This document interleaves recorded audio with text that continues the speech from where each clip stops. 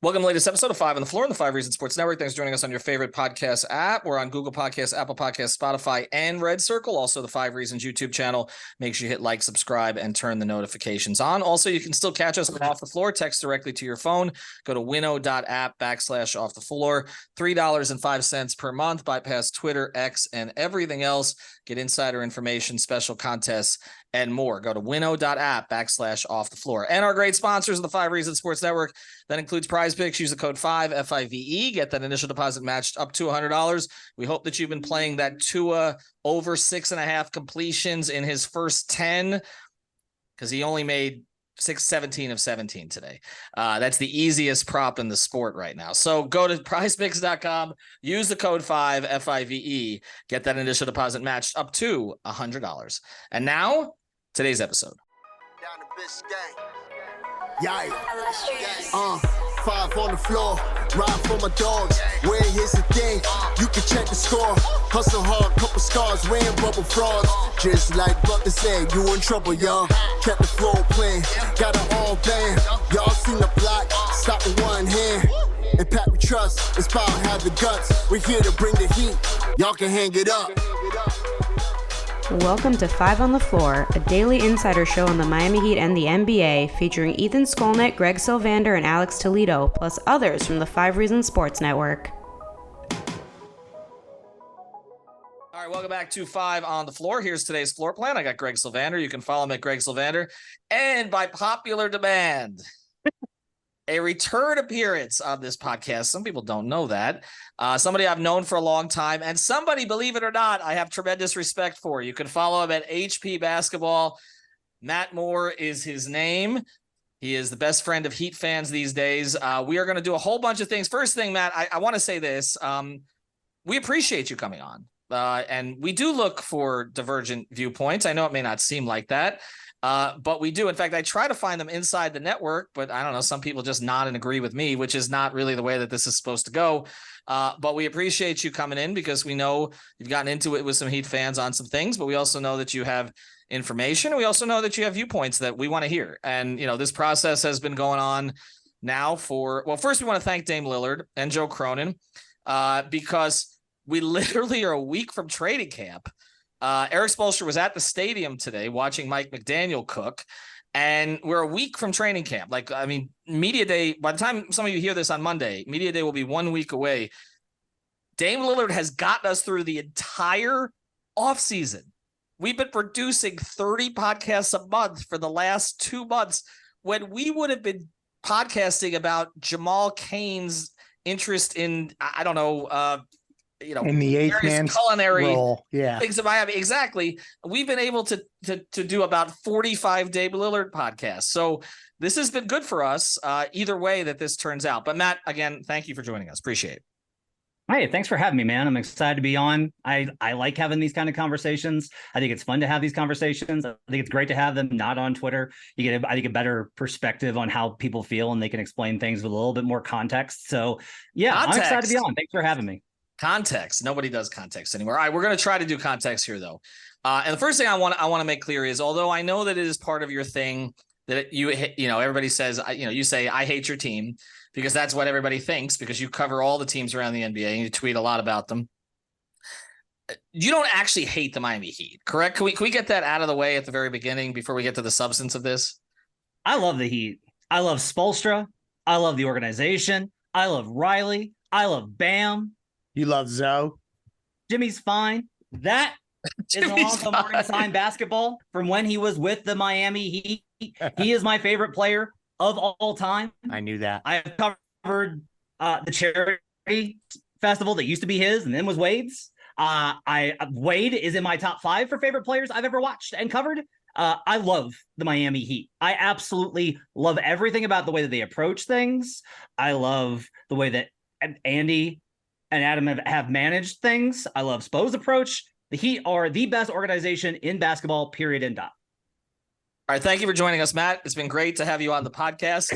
We'll bring you on in a couple of years. You said everything we wanted you to say. No, in all seriousness, now, we wanted to get that out front because you've had some viewpoints on this trade that have been contradictory to what Heat fans view as supportive of the organization. So I want to go through a few of them. And again, you can have a viewpoint, and it doesn't mean you have a personal gripe against something. It's just the way that you view it.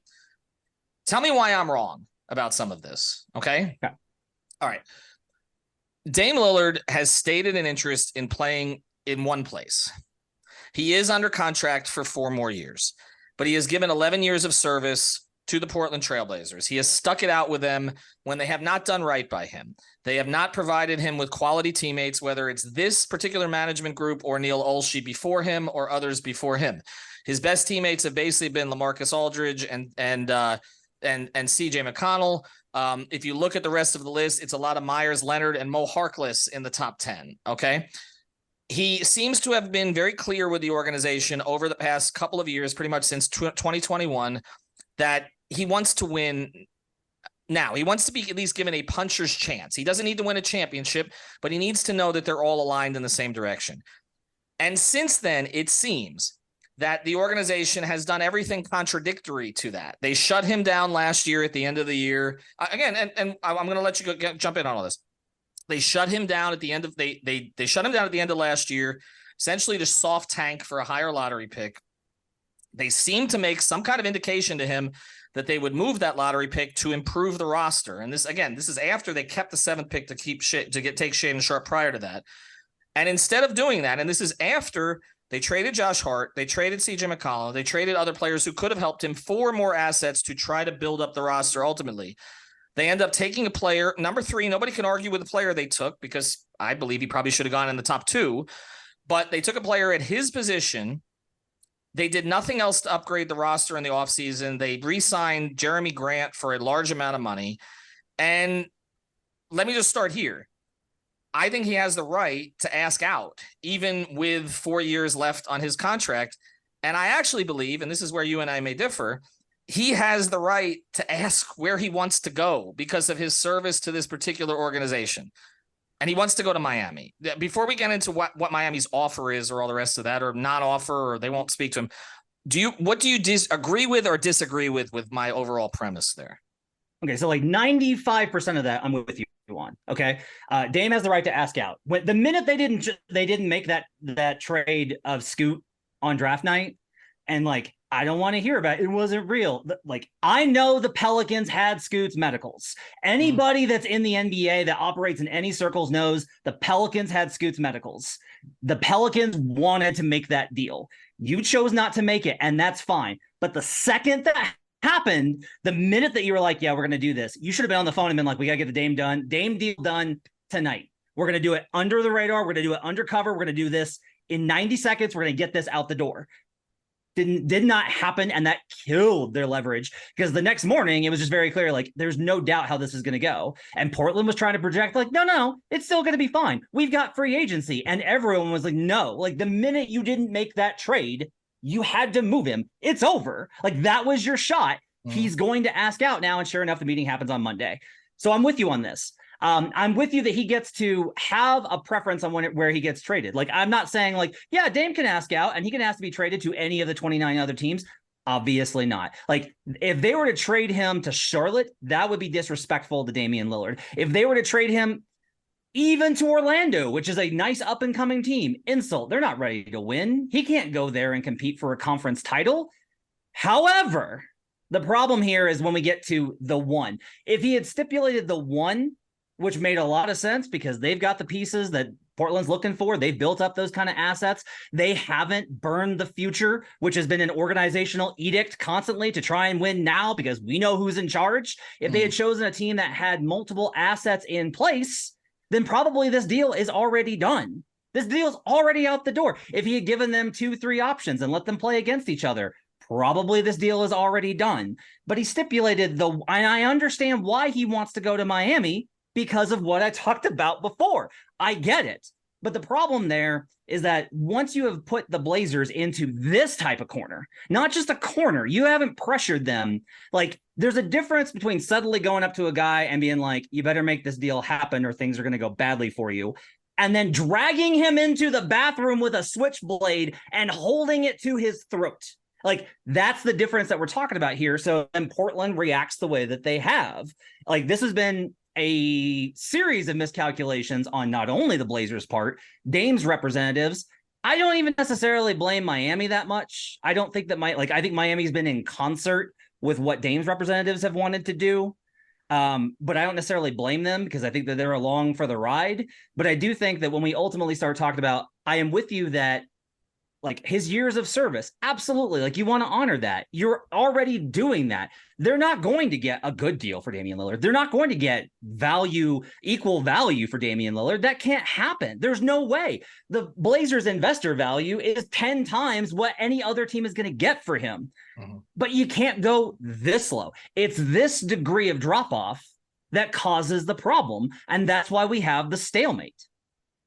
So I'm glad that you talk about the degree of drop off from a deal perspective, because I think that's another part where Heat fans in general, and Matt, thank you for coming on the show. You and I haven't had the chance to officially speak on the program. So what's up? I'm glad that you're here. Contrary to what Twitter thinks, this is not a toxic place, folks. So I know that you have disagreed with the premise that Miami has an offer that is good enough. Point blank, period. There's not an offer good enough. And if I'm paraphrasing your words incorrectly, interrupt me immediately. So I guess where I'm interested to like understand your point of view from Miami's perspective, I actually think that there are some things that they could do if they really wanted to get this deal done that would appease Portland.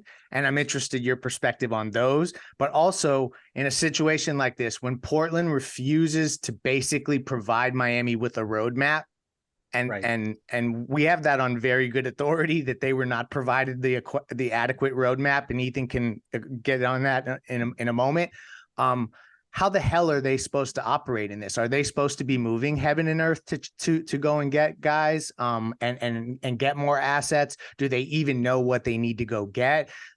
And then also, if there's no other teams involved, why bid against themselves? So I'm interested in your perspective there. And the piece I had two questions for you and I lost the first one.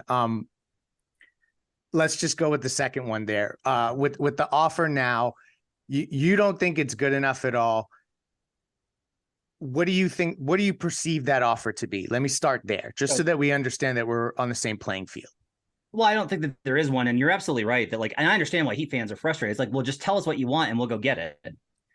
And I think that they're probably close on that. I think the Utah, Phoenix 4-team framework, depending on whether or not you believe Indiana's involved or not, is probably going to get it pretty close. Like I've been very consistent that I think Miami's going to wind up with Damian Lillard. I'm less confident now than I was 2 weeks ago, based off of the noise that we've heard since Thursday. And I know you guys have heard and talked about the same. And I have other reasons to believe it's less likely, but it's still the most likely outcome. The question here is how are they supposed to meet the offer? And the answer is Portland is telling you, you have backed us into a corner and you have eliminated a market. You've said you have worked in concert, and you can believe that they have or they haven't. I think it's we could be adults and not be naive here. They've worked in concert with Dame's representation to make sure that nobody else is going to put in an offer because of Matt, if they did that directly, that would be tampering. We don't think they've done it directly. Right. There are other. Miami's not out there. Miami's not calling other teams and being like, you better not sign it. That's no. No, but we know who his agent speaks to, and we know, and I'm not speaking about Miami, but we know when certain reporters report certain things that you and I know the game. We know who the core 10 NBA reporters speak to, basically. Yeah. And so again, this is the thing here where I said I don't necessarily blame Miami. That's kind of the thing here is Miami didn't ask for Goodwin to go do this. They didn't ask for that. They're just trying to get a deal done to improve their team and win a title.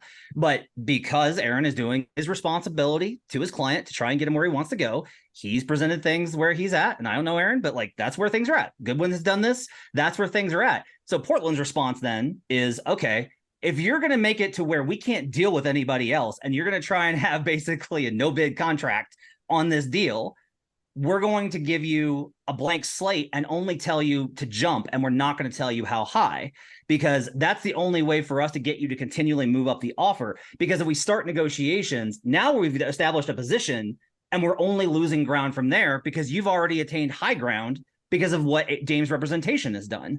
So from a Blazers perspective, because what you can't do is you can't expect Portland to just be like, we're going to take the biggest L of all time on this because it's Dame. Like, they do have a responsibility to the team and the fans and the employees. Like, there are other people that get impacted by this trade. And so, like, there's a responsibility there. And that doesn't mean that Dame is irrelevant. You need to make sure that Dame goes somewhere where he is satisfied. Like, that needs to be an objective. And that's where this entire process kind of winds up. And I still think it winds up being Miami. I still think that Utah, I think, has enough interest in Herro to be able to take it on, and they have enough. Yeah, and they have enough guys like THT going to Portland. Now all of a sudden, Portland's able to say, like, okay, we get one of the good guys from Miami, the young kids, and we get THT, and hopefully, like, if they do the 4-teamer, we get Ayton and the picks. Okay.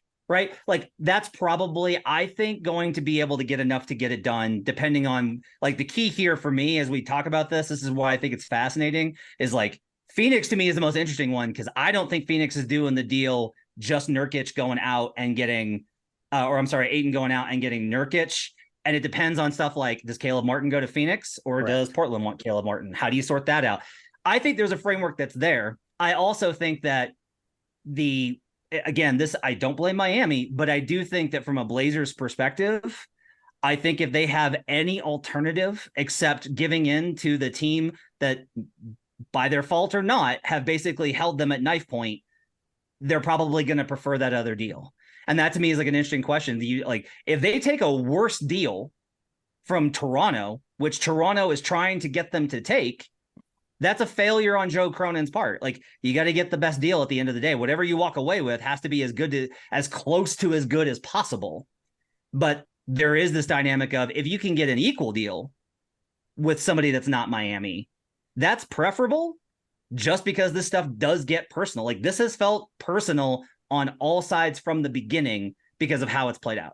It's weird that it's personal towards Miami, because they are, and I know everyone's going to roll their eyes at me, but I think that the subtle head nods to collusion don't sit right with me overall, just in the whole Twitter sphere, not from you specifically, Matt. But I'm interested to just sneak this in here before Ethan takes the reins again. Do you think that Miami has enough vehicle, either assets as it is now, which I think we all know that nobody likes Miami stuff, like that's basically the buzzword out there, and that's fine. Do you think that they have the ability with Tyler Herro and Caleb Martin to pull together a package that is good enough to get this deal done? And I ask you that because there are multiple people in the Portland media landscape that think Miami point blank does not have enough to get a deal done. And I'm interested in your perspective there. I think they have enough to get the deal done, given how Dame's representation has manipulated the market. So let's say that this didn't go this way, and that Dame said, I really like, his initial comments months and months ago were like there was a thing that Shams reported that was like, he's not looking for a super team. He just wants to be on a contender. Right. So there's like all these different variations of what that can mean. And he could, if he had said, because like, I have it on pretty good authority, he and Joel Embiid are on good terms. Like those guys would be interested in teaming up. Okay. If Dame had said, hey, here's the list. It's Miami, Philadelphia, Boston. Boston chooses Jaylen Brown. That's no longer viable. It's out the door. Like, Robert Williams is an interesting, like, would you rather have, but that's probably out because of the money that's now committed. So like he says Boston, they're out. And then he lists some other team, like whatever that winds up being, or another Eastern or Western Conference contender that he thinks is good enough to compete. Okay. And then they all bid against each other. Miami probably loses out on that. Like they probably lose out in those situations based off of a number of factors, including like a lot of this. Like I will totally cop to this. One thing that's different for me, the reason I'm lower, even market assessment, I'm lower on because I don't think the picks will be good because of how much faith I have in the organization. Mm-hmm. Like that's like a lot of the big component in this. And I understand that. And like Zach Lowe and the others are going to say, like, you never know, you can have one of those years, et cetera. And I think, Pat's 77, Jimmy's 34, James. I mean, right? So I'm just, again, I've never really heard that. and I want to let you continue here, and then I want to jump in with something else, but I've never really heard that used before, I guess. Like this is the first time in any of these transactions where the quality of pick, and again, maybe it's the Heat being punished for being successful for the last 27 years. I'm not saying punished. I don't want everybody to say, okay, I'm throwing myself up against the cross again or something like that. But I'm just complex. But right, the persecution complex and all that. I'm not trying to say that, but I've never heard that used before. Like we never talk about quality of pick when it was Gobert. I mean, we talk about protections, but we don't talk about that. But with the Heat, it's like, well, they never have a bad season. That's not true, actually. Right. I mean, they have one. Right. Tyler Herro was picked 13th. Bam was picked 14th. Yep. Justice Winslow was picked 10th. Caron Butler was picked 10th. Dwayne Wade was picked 3rd. Like Michael Beasley was picked 2nd. It's not. Right. So I just think that's been a little bit of a projection. It's kind of like, I don't know, in search of a problem there. Like you get picks, you protect them, and that's it. And that's fair. I honestly think that's fair. A lot of this is like, okay, if it's good, how good is it? Like, what do you get? Like, what do you get back? Like, hey, you wound up with the 12th pick. Most data is going to show you like, oh, hey, you got a starter for Dame, the best player in franchise history. Hooray. Like that's what we're talking about here. Right. And so, but I also understand that point. I think it's a fair one. Like I'm willing to like re-examine the process and be like, yeah, you never know. And that's what you're banking on, is you never know. My thing is, you never know with Miami is way lower than it is with the Los Angeles Lakers when they made the Anthony Davis trade. Like those picks will be good because that's going to go badly.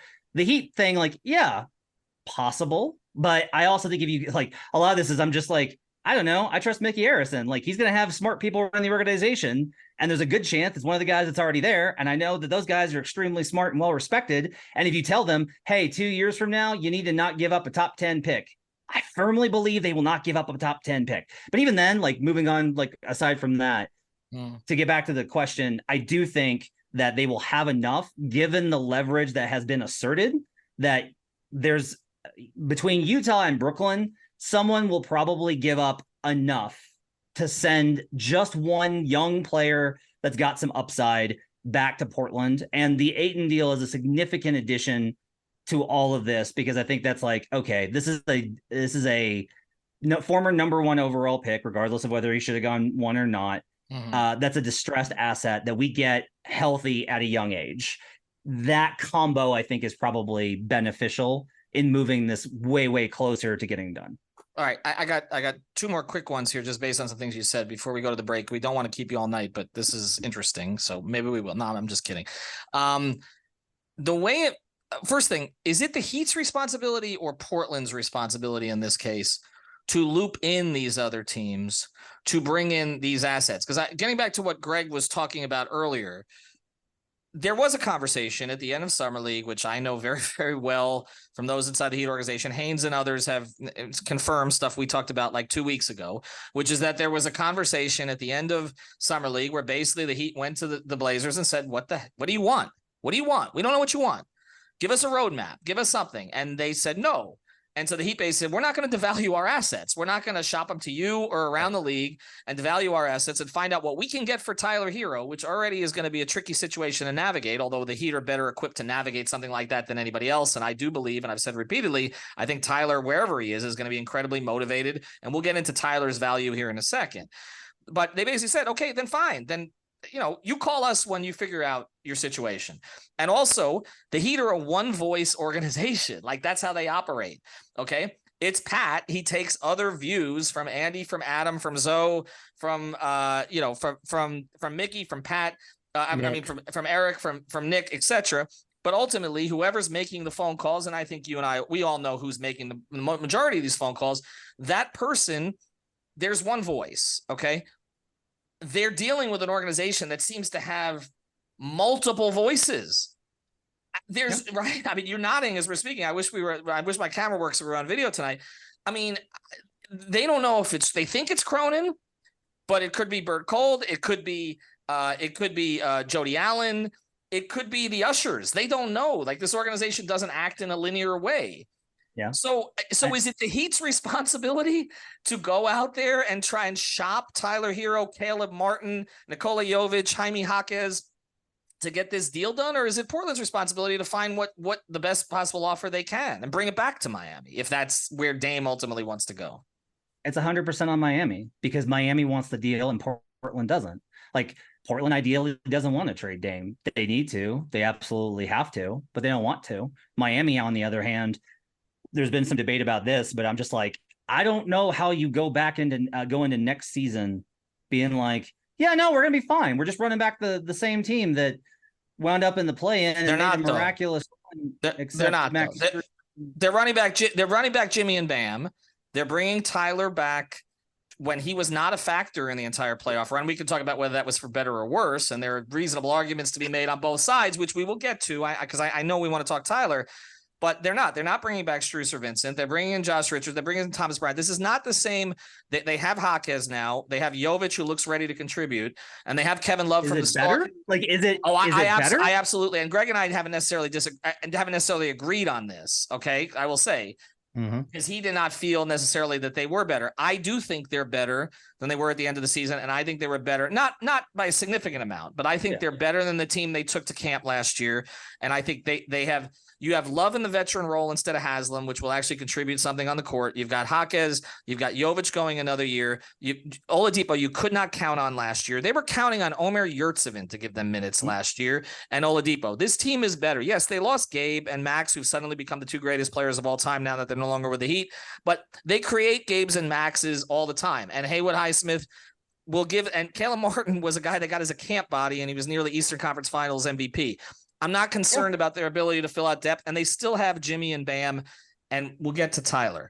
So I do think that they are marginally better, and they went to the finals. I mean, we can talk about them being a 7 seed and nearly getting knocked out of the play-in by Chicago with 3 minutes left and having to go to the 8. I get it, but they beat Boston and Milwaukee. They beat the two teams that you were supposed to beat. So I think they're fine. Am I wrong? You say you guys? Greg sort of thought I was wrong about that. You think I'm wrong? Initially, my issue is that there's a huge hole at point guard that I can't get over, and I just that's how and I understand that they can get through that because that's what the Heat do.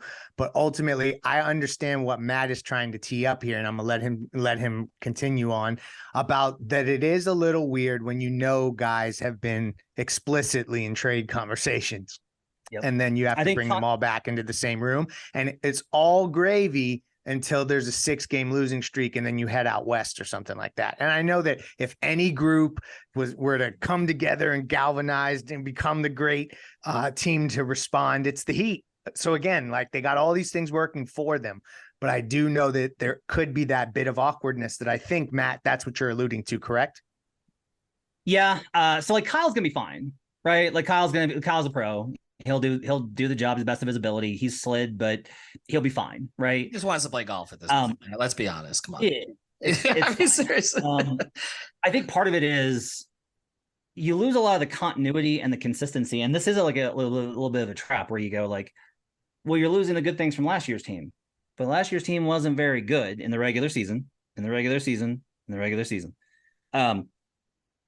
Or you go the other way and you're like, okay, they got all these like shaky dudes. Yeah, but all they got to do is be better than 500, which is what last year's team was. Like, there's a lot of ways that this winds up going over. I just wind up taking like, I don't know what this looks like. That's instability. And then you add on top of it, like, how do these guys respond if they don't know if they're going to be coming or going? How much do they go in? Because we've seen trade talks weigh on teams. Like, we've seen it. I wouldn't be surprised if the Heat were fine. They have the best organizational structure in the league. Like, might be totally fine. Might get everybody on the same page. They tend to gravitate towards guys that are wired the right way.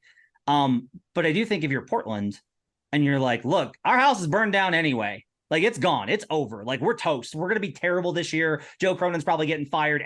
Chauncey's probably getting fired. The whole thing is probably done. I do think that there's a little bit more urgency on Portland's side. And to get back to your question of who needs to be making these calls, like, this is one of the things that Portland's doing again to counteract the amount of leverage that has been exerted on them, which is I believe strongly, that's a better way to put it. I believe strongly that what they have done is they have taken frameworks that Miami has tried to put together and then included those teams in other frameworks. So, hey, why don't we get Phoenix involved in this? And Ayton goes there, and Portland's turned around and gone, hey, Toronto, what if we get Phoenix involved? And that's what they should do. But like, this is kind of the risk of when you're like trying not to devalue your assets. And I will say this, that whether it's because Miami has not had official talks with Portland, or because of their discretion, or because like Portland knows what they're going to be offering and they're not, we know what the framework is from a Kyle's got to go because of the money. Like Lowry's got to go because of the money. But like, I've seen you guys report and talk about, Florida media report and talk about, other national reporters, Florida and reporters talk about Caleb being in the deal, Caleb not being in the deal. Like, I have firm reason to believe that the Tyler Herro deal is almost entirely separate at this point. Like, it can be included or not included in the deal. It's going to be Hawkes. No, it's going to be Jovic. No, it's going to be Jovic and Hawkes. No, it's only going to be one of them. No, they're trying to keep both of them. No, they're trying to keep Tyler. Like, there hasn't been this like devaluing of Heat assets, and whether that's by Heat design or Portland structure in terms of who they've talked to otherwise. But like, this is part of the danger that the Heat are in right now, is that definitely every team that I think is being that the Heat are talking to about a potential expansion, Portland is contacting and trying to get them involved in deals with either Toronto or Philadelphia or some other team that I don't know about. I think that's been one of the Heat's concerns. And I want to do a quick break here. And I want to get to two things with you specifically. And then I know we got to run here. I want to get to Toronto and I want to get to Tyler. Okay, because I think those are two other things on the table that we need to talk about. But I do want to mention a great sponsor of the 5 Reasons Sports Network. Our friends over at Water Cleanup of Florida. You can check them out at WCUFL.com. Huge Heat fans. Michael Robert and his team, they can take care of it in a preventative basis. We know the insurance companies don't always take care of things after the fact when you have water damage, mold damage, or any other kind of damage. So get that primary maintenance, get into their program, or if something happens, they're the best people to go to. Based in Boca Raton, but they service the entire Tri-County area. You can check them out. Call Michael at his personal cell, 954-579-0356. That's 954-579-0356, WCUFL.com. More than 75-star reviews on Google. If you've got the schmutz, they got the guts. All right, so let's get to these two things here, Matt. The first thing is Tyler, because you said that their assets haven't really been devalued. The Heat would argue otherwise with him. I can tell you that their single biggest frustration in this entire process is the perception of Tyler Herro by both the Portland Trailblazers, but also by the national media, which has entered the Twitter sphere, which they do not understand. And so I want to have a serious conversation here about Tyler. They don't understand how a guy who's 23 years old, who has shown work ethic, who is not a problem, no matter what the social media stuff or anything like that is, he's not a problem for the organization. He's a hard worker. He's averaged 21, 4, and 5. He's shot 39% from 3. Yes, he's had availability problems in the playoffs since the bubble. He wasn't particularly effective before he got hurt in the 2022 playoffs, and then he was out for it. And then in the 23 playoffs, he was diving for a loose ball. I don't hold him. You can argue whether it was the smartest decision. I don't hold that against him. I don't think they hold it against him. He wanted to prove himself. He couldn't. And then, of course, the Heat advanced to the finals without him, which in some ways devalued the perception of him. But they think that it's gone way the other direction. We had a situation early on in this process where it was like, there was a report, I respect Ian Bagley, but there was a report that the Nets were looking for the Heat to attach a pick to unload Tyler Herro. Like, this is the type of stuff that's been out there in the space. When I know that Utah would give up a first and a player, you mentioned THT, I believe they'd give up Sexton also, from what I've heard, to get Tyler Herro. Ainge likes him that much. I don't think they'd give up KO, which is somebody that the Heat would actually want to have back. What is your perception of Tyler Herro? Because, I mean, it's one thing to say he's not Maxey, okay, who, by the way, Philly doesn't seem to be willing to include either. But to say he's nowhere near Simons, to say he's nowhere near Jordan Poole, to say he's nowhere, I mean, he's in the class with all those guys. So how do you view him? So on Locked On NBA with David Ramilli does Locked On Heat, we did this whole, like, I took those 4 guys, right? I did Poole and Herro and Maxey and Simons. And we said, like, who would you rather have? Like, let's rank them. And I have Maxey first because of the contract, because you get to dictate those terms. Then Tyler. And then, like, I think there's a drop. And then I think there's Poole. And then I think there's a drop. And then there's Simons. I don't disagree. I will tell you that you are right that Simons has been, or that Herro rather, has been unfairly hyperbole has caught on in social network discussion of him. I think that him still being 23, with the kind of efficiency that he's got is still really valuable. I think like you can't be like, well, he's like an important part of a winner when it's like, yeah, you made the finals and he wasn't there. And there's a lot of people that think that was probably part of it because of their identity. I don't even know if that's true because like Tyler's a good shooter and that's how they got to the finals this year. Like they got to the conference finals with defense the year before. That team, by the way, was really great. The 2022 team was legitimately great. Herro, I think, is undervalued and will probably wind up like everyone that said that the Heat fan that says these takes are going to look stupid in a few years. I think you're probably right. Like, I think he's probably like, if he goes to Utah, he's probably going to wind up looking awesome because he's going to have a great coach in Will Hardy. He's going to have a high octane offensive system. He's going to have some weapons around him offensively, the same as he's had in Miami. He's going to look really good with a higher usage and there won't be as much structure and discipline. So his numbers will be better, even if the impact isn't as good. I don't think that Tyler Herro is a negative asset. I don't think that Tyler Herro is something that you have to take on. I honestly think that part of this is like Portland should really legitimately be like, oh yeah, no, we'll take Herro. You're gonna have to take Simons though. Like that's what they should be doing is like, hey, let's get off of this contract and take on Tyler and try and move that off of their books. So I think that's a mistake by the Blazers. I think Tyler is good. The problem is just Tyler. It's as it is with everything with this. It's not. Well, Dame wants to go to Miami. No, Dame wants to go to Miami who doesn't have anything. It's the specifics. And with Tyler, it's Tyler on this contract as the centerpiece of a deal for Dame. That is where like you start to go like Tyler Herro cannot be the centerpiece of a deal for Dame, right? But if it's like Tyler Herro and if it was Tyler Herro and Ayton, I'd kind of be like, okay, that and picks, and we're probably starting to talk. Like Portland doesn't want Tyler, and that gets to be Portland gets to have that prerogative, whether they're right or wrong. Like they get to do that the same way that the Heat get to be like, no, your client only wants us. We're not betting against ourselves. Like both sides are right to conduct themselves. They have the right to conduct themselves in that manner. But I think that like that's kind of where it gets into. I don't disagree with the notion that Tyler has become underrated in discussion, underrated in the markets, underrated in lists, etc. Like Tyler's a really good player with a high upside. I don't worry about the durability stuff. A lot of his stuff is like freak injuries. I think he's going to be fine. He's tough as nails. I think Tyler's great. I just don't think he can be this. He's not like, oh, we get Tyler Herro. Great. You can have Dame. Nope. That's not how this works. So I'm glad we touched on Tyler Herro, and Ethan's going to definitely, and we got through the Tyler Herro process. Ethan's going to get us through the rest of this episode. I have to sneak this in here or Heat Twitter will be upset with me. So here I go.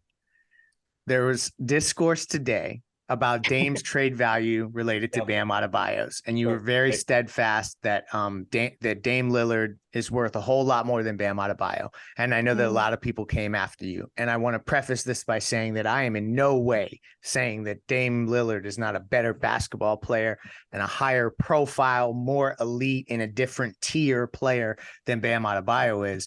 But don't you think that the context of his age and and his contract, like that stuff has to be considered here when we talk about those two players, one, and two, I just think that it just appears as if I'm just interested to hear how you think Dame at his age and at his current salary and just with the unique circumstances of the fact that he doesn't fit just anywhere. He fits in only very unique places as the league stands today.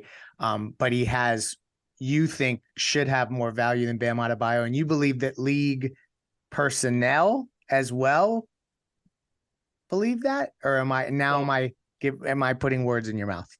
So I'll try and distill this. What I said was factoring age and contracts, they're honestly about equal.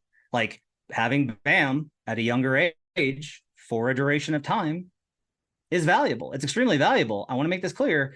I think Bam Adebayo is the best defensive player in the league. And I've gone at Grizzlies fans about that. Like Grizzlies fans have come at me and I've been like, no, I think Bam's better. And I've dealt with Wolves fans and I've dealt with Boston fans. Like he should have won over Marcus Smart 100 times out of 100. Bam Adebayo should have won that defensive player of the year. But when I ask around, there is kind of the idea of Bam's extremely valuable if you have the right system and you have the right surrounding players and you have the right structure. And if you don't need somebody who's going to be assertive on offense, because this has always been the thing with Bam. And Bam has left a very good taste, right? Because of how he played in the finals, because quite honestly, Denver was like, Bam gets to shoot as much as he wants. Bam can score all the time, and we don't care. Do not care. But like in that Celtics series, it's a lot of what we've seen before, right? With Bam, where it's like, you could probably do something on offense every now and again, and that would be nice. Like, I think Bam's amazing. I think he's a terrific passer. He's a great screen setter. He moves fluidly. He's extremely smart. I think Bam is incredible. He's one of those impact guys that his stuff goes so far beyond the box score. Damian Lillard is one of the 5 best offensive players in the league right now. And you say, like, yeah, but he's gonna age. Absolutely. But you don't not get him next year. Like, if he ages out in 2 years, if he drops off a cliff in 2 years, you still get 2 years of one of the best offensive engines in the National Basketball Association over the last 5 years, including last season when he played. Like, Dame is a monster. He is incredible. He was 3rd in EPM, the metric I trust most. Jimmy was 4th. That's how good Jimmy's offense was last year when he was available to play. And like, I hear you on all of these things. I don't think that by the end of that contract, but you're also projecting and you're ignoring what you get for the next 2 years. And when you talk about Dame as like this incredible offensive monster, this also has to be considered where the teams that are not willing to make these offers for Dame is because they already have their guy. They already have whoever it is. They already have their number 1 guy. Like, they're committed to their dude. The Heat need that guy. But Matt, to that point, I understand everything you're saying about Dame and Bam, but to that point, isn't that part of why the market shrunk here? Like, we could talk about Aaron Goodwin shrinking the market, and I understand that you're saying Philadelphia might have been involved, and maybe Boston, if they thought Dame was interested, maybe might not have done the Jaylen Brown thing, or maybe they would have gone a different direction. I don't know what value Robert Williams would have when he's got half a meniscus at this point, but whatever. Okay. But the reality is, you talk about Maxey. Okay. First thing, they won't put him on the table. It doesn't seem like. And if they do, you're going to have to pay him twice as much as you're paying Tyler Herro, just like you're going to have to pay OJ Anunoby twice as much, ultimately, potentially, as you're going to have to pay Tyler Herro. And I want to close with a Toronto thing.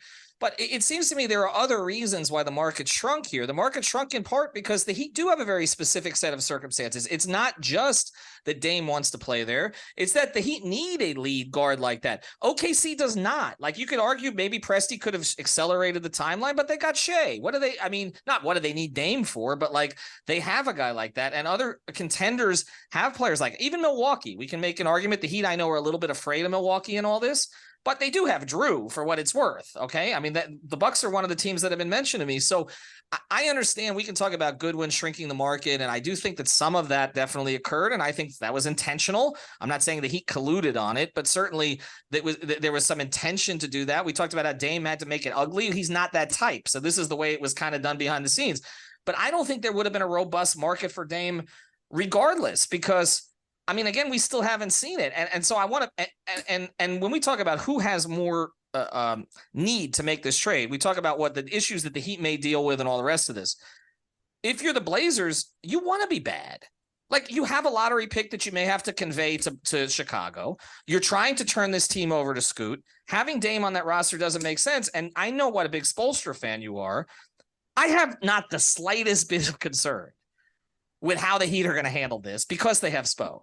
The 2009-2010 season, everybody on that damn team was a free agent. Yep. Everybody. You remember that. And they had a very productive year with Dwayne. They lost in the first round, yes, to Boston, but they got to the first round. Okay, they were a plus 500 team with everybody on that team because Spo held it together. We're 13 years down the road now. He is 10 times the coach that he was before, with 10 times the credibility, and he has championships. But I want to close with Toronto here, Matt, and we really appreciate you taking so much time with us, okay? Because there's even more noise about all of this, all right? Uh-huh. And I'm curious if you think, and now Stein's reporting, and I have great respect for Mark and for his sources and everything else, okay? He's reporting now several teams around the league believe that the Raptors' interest in trading for the 7-time All-Star is genuine, although they are hesitant due to Lillard's strong stance on only wanting to be traded to the Heat. Okay. And we can say maybe Dame shrunk the market on that. But if you're Masai, how do you make that trade when you know he doesn't want to be there? I mean, it's not like Kawhi where he's 1 year from free agency or anything. You're talking about 4 years. Would you do it if you're Toronto? Would you offer Scotty Barnes? I want to know I have a question for you. Okay. Because I think you know better than I do. Okay. Do you believe those teams have talked to Damian Lillard, or do you believe that they've talked to Aaron Goodwin? I would believe they've spoken to Aaron Goodwin. Yes. I am of the opinion, this is not reported, I'm not reporting this. I personally, putting pieces together, think that there is like a very strict no one talks to Dame, because everyone around the league that knows Dame feels like, yeah, no, if he gets on the phone, he'll be like, yeah, man, whatever, let's give it a shot. Because that's how Dame is, because Dame wants to play, because that's how Dame's wired.